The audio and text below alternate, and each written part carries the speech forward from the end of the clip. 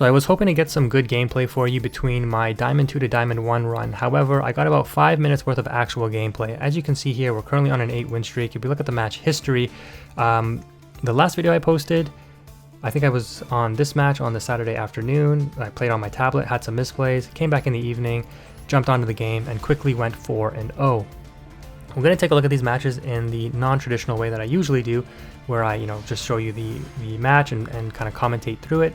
Because like I said, these matches in total were like probably less than 5 minutes. To start off, we lose the coin toss again, no issue there. That's why we play going second cards. The opponent sets 4 and passes. They were on their rank down game, by the way. So I imagine that, when you're on your rank down game, you're probably feeling a little frustrated. So we go evenly matched, thinking that they're on Labrynth to try to bait out some interruptions, and the opponent just scoops right on the spot. And again, the frustration of being on your rank down game probably plays into that a little bit. Taking a look at their deck list, they are on stun, so they probably, obviously they drew no pot cards or monsters, I guess. They probably drew like Super Poly, Cyclone, Imperms, Storming Mirror Force, or some combination of these cards, right, in multiples. And, obviously no Solemn because they didn't stop the evenly, and then they just scoop. So that was like a really quick match. Moving on to the next one here. This one was, I found it a little odd, but again, you can never tell because you don't see the opponent's hand when you go back to look at the replays. Maybe they bricked, but we do win the coin toss here, which is good. And our opening hand is actually half decent because this hand can play through a couple interruptions. We have the Book of Moon. Even if our M-Pin gets stopped somehow, like Eaglin or something, we can still end with Snowl on board for some form of interruption.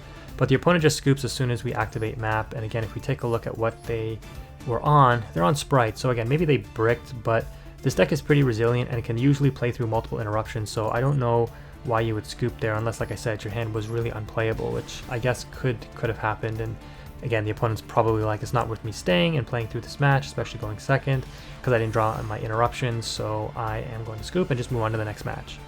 In this next matchup here, we once again win the coin toss, and our opening hand is half decent. We do need to get a bird, so we start off with the Duality, and that reveals Book of Moon, Pot of Prosperity, and Pot of Extravagance. So of course we have to take the Prosperity. I almost double clicked on the Extravagance. Thankfully, again, not on my tablet, so I didn't make a rash double click with my finger. I was able to actually click off of the Extravagance onto the Prosperity. And the opponent, again, I don't know if they inferred I was on FLOOWANDEREEZE or something, but and even then, you don't necessarily scoop. This deck is not nearly as good as it used to be with like 2 map and 3 M-Pin, which, by the way, Konami, if you're watching this video, please put M-Pin back to 3. You can see the deck completely fell off the tier list. It's not really relevant anymore. So please put M-Pin back to 3 so the deck is at least somewhat playable. Even when M-Pin was at 3, the deck was like tier 3 at best, so I'm just saying. Anyways, yeah, that opponent, again, probably was just like, I didn't draw my interruptions to go second with, so I'm just scooping and moving on to the next match. People are just not willing to sit and wait out matches. This one was a little different, thankfully. We're going to start off obviously with Pot of Extravagance, and we're going to chain Shifter, of course, because if we don't, we can't activate it from there. And the opponent then reveals that they are on Labrynth, discarding, because if they don't, then they can't activate Stovey Torby, I think, or if they do, it would get banished. I don't think they can, though, if they're under Shifter. So they get their big welcome setup, but again, everything for the my turn and their turn, next 2 turns, is banished. So, this is actually good. The big welcome will get banished when used. However, off the Duality, we are able to get the bird. Now, because of map, we're going to be able to play, and even better, when you go first with FLOOWANDEREEZE, if you set up the Unexplored Winds, you likely win against Labrynth because you can out their cards so easily, even the Lady with the Unexplored Winds and the Tribute Summons. So this one was understandable. The opponent scoop, realizing that I have a power setup, I'm going to out their card. They're going to start -3. They're under Shifter. I'm going to have a setup. That I can understand. It's very hard to play through with Labrynth because, again, you don't really have too many ways to break the FLOOWANDEREEZE board in this deck. If you take a look at the opponent's deck list here, yeah, I mean, even evenly matched wouldn't do that much against us, so clearly they have not a lot to stop us here. And if we take a look at the previous opponent as well, why they scooped when we activated Pot of Prosperity, I guess they were just like, yeah, it's not worth playing, because even this deck list, like Maxi, if I'm using Pot of Duality, I'm not special summoning. Maybe they thought I was on stun and they're like, I'm not playing against a stun deck. The Bystials are dead against us. Super Polys can do a little bit of work, but usually not enough.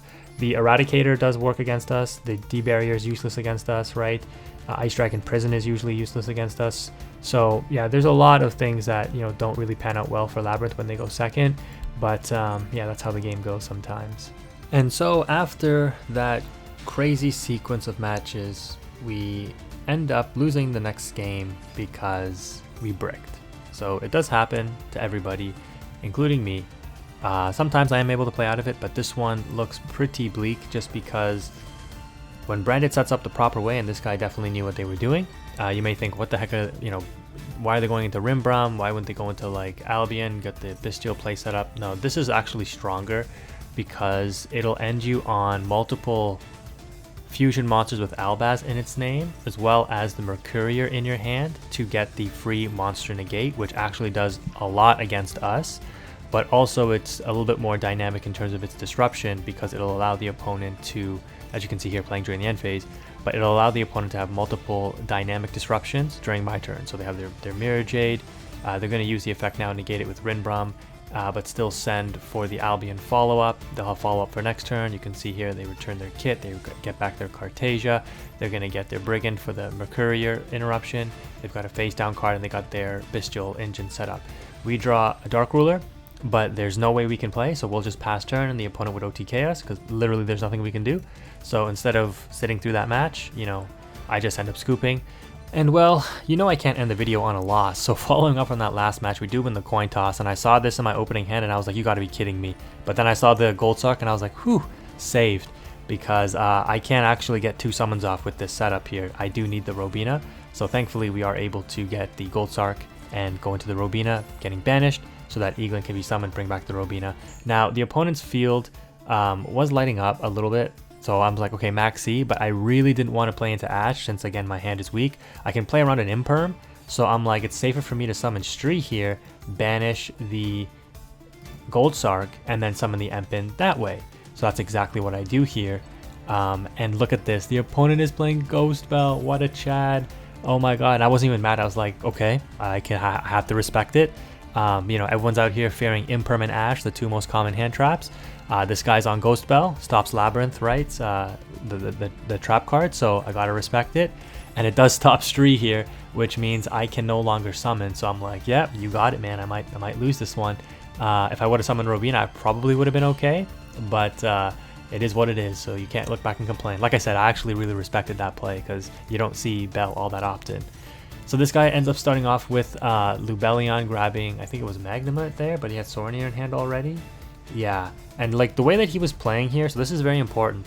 The way that he was playing here kind of clued me into like, this guy must not have much engine, because the fact he had to banish his Lubellion indicates to me he doesn't really have any other extension. He's like kind of reaching here. And he tribute summons for Magma to get the Sornia in the graveyard. So Magma will not get its effect because it only gets its effect when it's special summoned. But Sornia will trigger to dump another Lubellion or Branded Spell or Trap. So they do dump another Lubellion. And then as soon as they bring out this Lubellion, I'm just like, you know what? I'm going to go ahead and Book of Moon this because I'm going to put you on you don't have anything. Otherwise you wouldn't have done these like weird plays like this. And I'm going to put you on, you better have an extender. He doesn't. They set 3 and pass. And so that ended up paying off. We draw Snowl, which is not great, but we're immediately going to go for the Empin. I could have gone into the extra deck here and gone for a Assembled Nightingale and to down it into Zeus, but I didn't want to risk it. Would have been the cleaner play to wipe the board, but if that gets interrupted in any way, I'm screwed and I lose my only Stree. So I opt to just go straight into Empin here, and I'm like, this should be fairly safe. And we're going to go ahead and bring everything back. So again, we haven't actually used any birds. We've used the bring back effect of Stree and Eaglin, but we can still summon them and use their on-field effects. So we're in a really good position. I grab Advent of Adventure off of the Empin here, because now Robina can be summoned, search the Dancer. I don't have to worry about Ash anymore, obviously. And then summon Stree, tribute off the Magma. Go ahead and bring out Snowl. The opponent ends up scooping here, but I could bring out Snowl, activate the effect to get 2 more normal summons, activate Advent, banish the Empin, normal summon Toucan, bring back Empin, normal summon Eaglin, search for like Ryza or something, double tribute for Empin, right? I already have map from Advent here, grab Trap card, and then double tribute for Ryza, stack the opponent's deck, keeping them bricked. And then I still have a normal summon, so I could do Harpy Dancer if I wanted to, but I probably won't because I'll tribute summon the Empin. So you can just see I had total control of the match. The opponent didn't even need to see it play out to see that I already had kind of advantage there. And so they end up scooping, and we were able to bring that one back and win it. So if you've made it to the end of the video, thank you again for watching it all, and hopefully you enjoyed that gameplay. Stay tuned on the channel for more Master Duel. That's going to do it for now though. Quantum is out.